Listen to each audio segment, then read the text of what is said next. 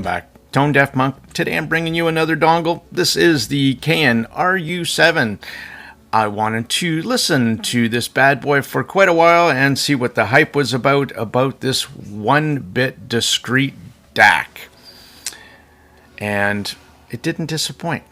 It comes in this nice small little dongle size, nice finish, kind of a matte black with a shiny screen on it. $289, so it's not a budget dongle. On one end is your 3.5 and 4.4. On the other end is your USB-C, and on the side you have a menu button and a plus and minus. If you press and hold that, there we go. You get 4 choices. You get your gain settings, high and low. You get your upscaling, which is a unique feature. It will take any file and upscale it to, there it is. You will upscale it to either DSD64, 128, or 256, all of your files. Now, I didn't really hear a difference between so output, phone output, and line output for SPDIF. And let me go back. You got to be quick.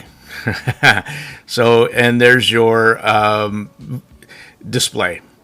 So from constantly on, or you can choose from 10 seconds to 60 seconds in 10-second increments. There you go. So that's the dongle. How does it sound, right? More important than anything else. Well, I gotta say, one thing that immediately stood out for me was the deep organic sounding bass. And the head stage is very open and very 3D. That's what I heard about it, and the rumors were true. It's very natural, very smooth sounding, and especially in the mids. The mids have a hint of warmth to it, an organic kind of nature to them. Not really anything added or colored, except for maybe a little bit of the thickness or the warmth in the replay. I'm going to do a comparison to another dongle. But a couple things just wanted to let you know that I noticed about the RU7. When I was playing it on out of a DAP or my phone, I didn't have any interference. When I played it from my PC and I was using a short little dongle cord, just a cheapie, I was picking up some EM noise. I switched to DD Hi-Fi, a longer one, and it got rid of it, but that was something to note. I haven't experienced that before. So let me do another comparison. So I know, I'm telling you, this is a great sounding dongle. Is it still competitive, or is it competitive as we get into the market now in 2024? Well, this is the iBasso DC07 Pro. Pretty much all those and more, but I want to talk about, well, let's talk about these two. The iBasso DC07 Pro is $200, so $90 less. Many more features. It's fully loaded. It has a companion app, which is great, and allows you to change everything on the dongle or on the companion app. It also, over top of the RU7, will give you balance control to if you have something that you need to channel balance. And so the RU7 didn't have it, but the iBasso does. It has also filters will allow you to change its sound profile.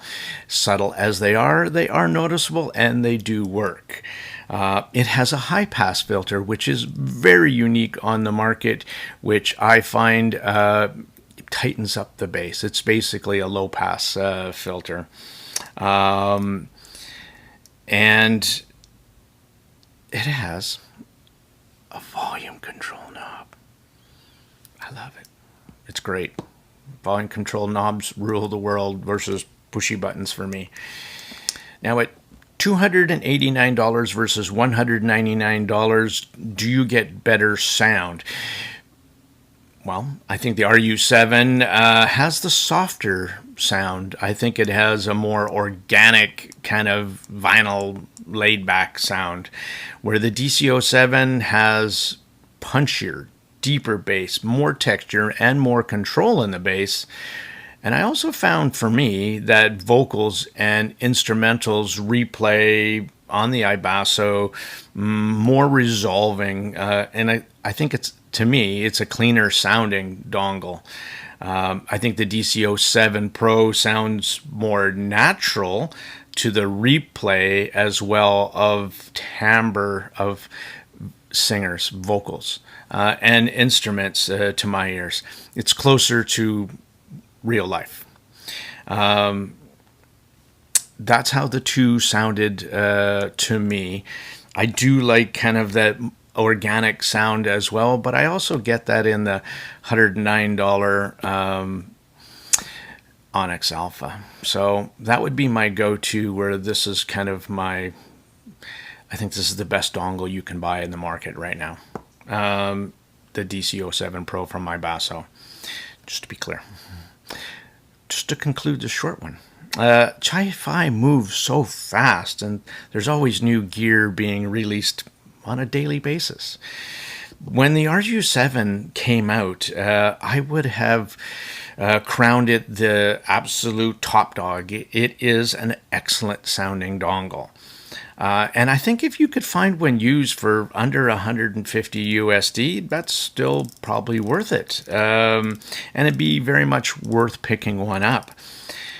But then you got to say to yourself, well, for $50 more, I could upgrade to the iBasso DC07 Pro, the Godzilla of dongles right now. That's how I thought about it. It's a fantastic, and I appreciate the opportunity to hear this one. Thank you, CAYIN, for loaning it to me. It got it out of my system, and I'm glad I can share it with the rest of you. If you own it, congratulations, fantastic dongle. If you're thinking about picking one up, I would. What do you like? What's your preferences? And there you go.